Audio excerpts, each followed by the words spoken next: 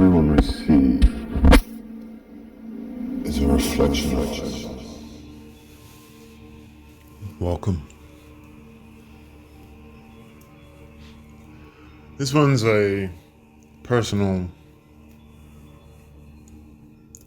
entry that occurred the other day when I had a thought. As I was making the audio a humble bee, a thought came into my mind. Is this thought my own? At the time I didn't know. I just followed it.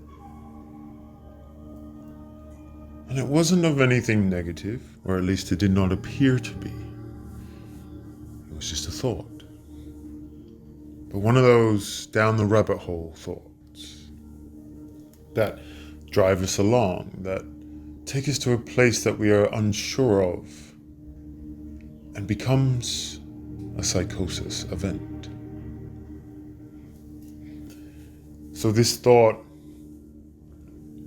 was about the military or the governments or the secret societies being able to manipulate and control the bees by infecting them, whether through metals being raining down or the introduction of certain plant types or other creatures.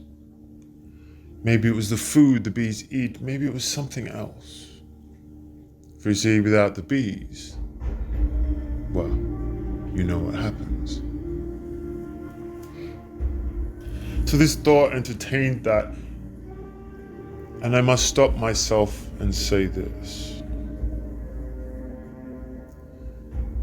I witnessed the thought, and I stood back and pressed pause, and in a 360 motion I observed it. I looked upon this thought and I said, was it positive? Well, it wasn't negative. So yeah, maybe it was. Maybe it was a lesson or an instruction, something to follow. Maybe it was for this. But anyway, I digress, and I observed this thought.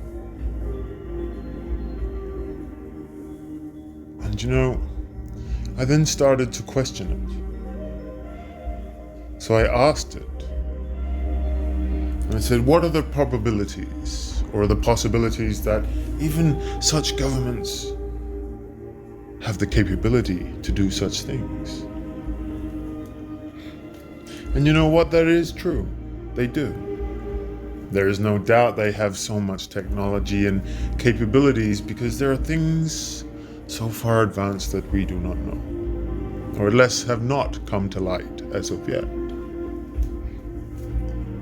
So the comforting factor of that thought that you must hug with its intelligence is the very fact that yes, they can. So then ask yourself, is it of your concern? Does it concern you and impact your daily life by them having that capability? Well, no, there's not much I can do. That's well beyond my levels of expertise so far. And if you think on the other side and say, no, they don't have that capability and that's where your level is, then why does it bother you? Then that thought must be entertained as just that. Said, I love you, and moved on its conveyor belt. So that your mind is free from said thought. So I ask you this. How does one entertain a thought? How does one control the idea so it doesn't get out of hand? Is that thought yours?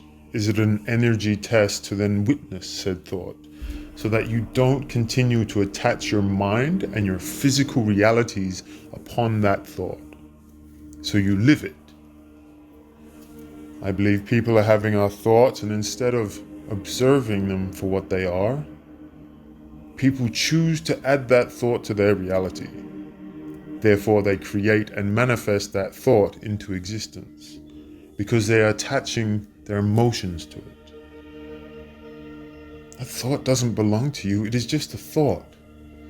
It may be controlled by the frequencies and the energy waves that we are picking up. As you all know, we are antennas. So the problem is knowledge. How does one stop themselves from going deep down? It's not about finding more information, it's about observing what you're currently doing.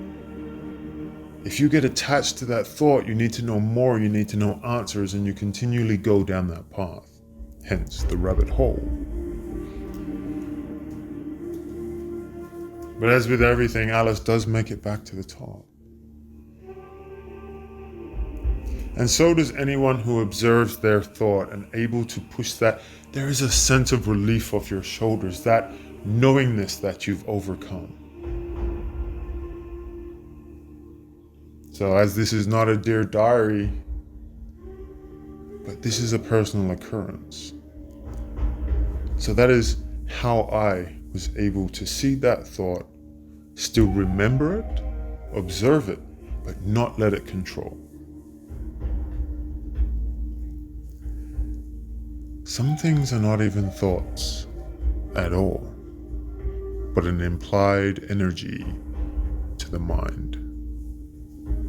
So with that, peace and love, take care.